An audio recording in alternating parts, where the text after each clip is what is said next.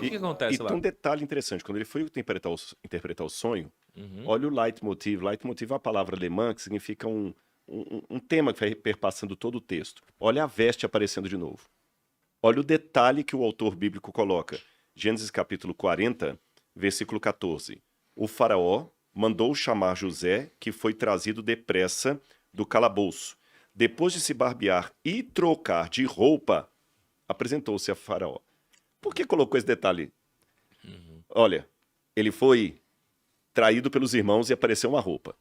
Ele foi acusado injustamente, apareceu de nova roupa. Ele vai diante de Faraó e aparece de nova roupa. E ela vai aparecer outras vezes.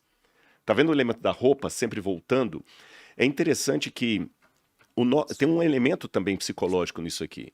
O nosso cérebro, ele sempre é treinado para encontrar parâmetros de comportamento. Vou dar um exemplo. Se você comprar um carro agora, fala um carro normal, não um Ferrari, um carro normal, vamos pensar qualquer um, fala um carro qualquer. Um T-Cross. T-Cross. Se você comprar um T-Cross agora, você vai notar um monte de T-Cross na rua. Não, nem comprei, já tô vendo vários T-Cross. Já tá vendo, vale? Aí, e quando você compra, passa a impressão seguinte, parece que a metade do planeta resolveu comprar um carro igual ao meu. Não é isso. Mulher grávida fica vendo um monte de mulheres grávidas. É que elas sempre estiveram ali, mas o seu cérebro começa a procurar parâmetros, padrões de comportamento. Então, por isso que a veste está sempre aparecendo. Quando José olhava para a veste, ele lembrava de coisas, sempre voltando. E aí que está o detalhe, porque quando você treina a sua mente para negatividade, a sua mente vai buscar as coisas negativas. Faz sentido. Quando você treina a mente para positividade, ela vai buscar o positivo. As duas coisas estão ali, mas você vai ver mais aquele carro do que o outro. Você entendeu? Então ele viu na roupa um contínuo da vida dele. E ele vai diante de Faraó. E aqui vem a coisa, para mim, mais bela do caráter de José. Ele podia se sentir traído por Deus.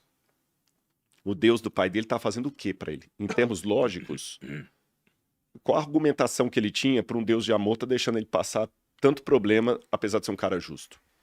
O Egito tinha tantos deuses, e para piorar, o faraó era um deus. Ele era o Horus vivo. Porque o Horus, o deus Sol, que é o filho de Osíris, ele tinha 3 versões. Ele tinha o Kepri, o Horus e o Ra. O Sol nascendo, meio-dia e se pondo. E a encarnação do Sol entre os homens era o faraó. Tanto é que você não podia conversar com o faraó olhando nos olhos dele. Porque ele era o faraó, ele era o Deus supremo. Aí olha como é que ele fala. Depois que o faraó conta esse sonho que o Tiago descreveu, o faraó teve um sonho único, disse-lhe José. Deus revelou ao faraó o que ele está para fazer. Isto não era politicamente correto. Podia parecer uma insensatez. Se o cara tá achando que ele é Deus, você tá falando que tem um Deus maior do que ele corria o risco do faraó, cai fora daqui.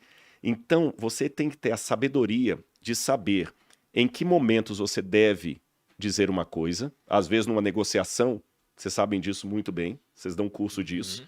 Você sabe qual que é a hora de dar o checkmate, de oferecer um valor maior. Você está comprando a empresa ali, você tem um trunfo na mão, você está disposto, de repente, até pagar mais.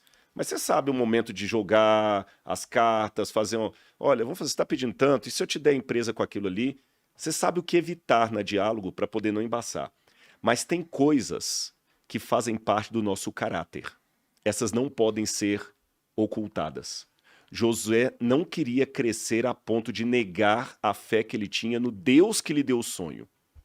Isso é ter caráter. Então, é uma linha muito tênue entre assuntos que eu devo evitar para não comprometer o negócio e assuntos que eu evito porque eu estou me vendendo. Na prática, isso é muito... É a questão do caráter, sabe? E da oportunidade. Ele falou, foi Deus que te deu, faraó. E esse Deus que me deu o sonho, que permitiu que eu fosse para a cadeia, me tirou de lá, estou mais amadurecido, a caravana de Deus apareceu, estou um outro homem agora, não estou o menino mimado da mamãe, mas eu estou falando o que aconteceu. Agora, o seu sonho, rei, é um grande problema.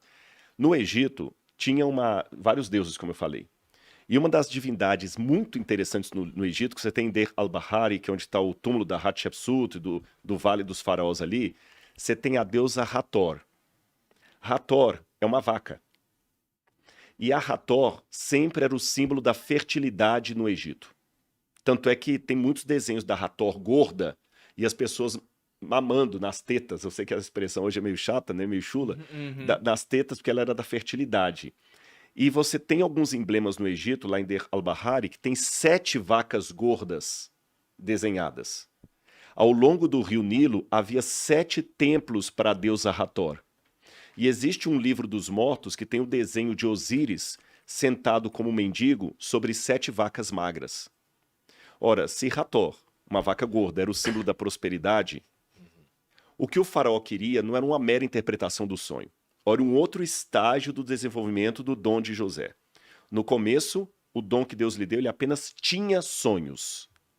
Na cadeia, ele adapta esse dom que Deus lhe deu e ele não somente tem sonhos, mas ele revela sonhos de uma maneira inusitada. E diante de Faraó? Faraó não queria saber meramente o significado do sonho, porque você é Faraó. Você já sabe que a vaca gorda é o símbolo da prosperidade. Você sonha com 7 vacas magras engolindo as vacas gordas, mesmo que você não sabe detalhes, boa coisa não é. Concorda comigo? Então o faraó já sabia que o sonho era ruim. E 2 anos, o que o faraó queria era uma solução para o possível mau agouro daquele sonho. Então José aqui vai para um terceiro estágio de desenvolvimento do dom dele de decifrar sonhos. Ele sonhava, ele interpretava, ele dava soluções. Aí é muito bom, né? Ele dava soluções. É muito bom. São Completo. 7 anos de fartura que o Egito vai ter, faraó, com 7 anos de carência de alimento. Posso dar uma sugestão para o senhor, se o senhor me permite? Sim. Escolha o homem de maior capacidade que o senhor tem, coloque-o para administrar bem o Egito e recolher uma parte dos alimentos durante os anos de fartura. Que quando chegar no ano de seca, todo mundo vai vir comer dos celeiros do faraó.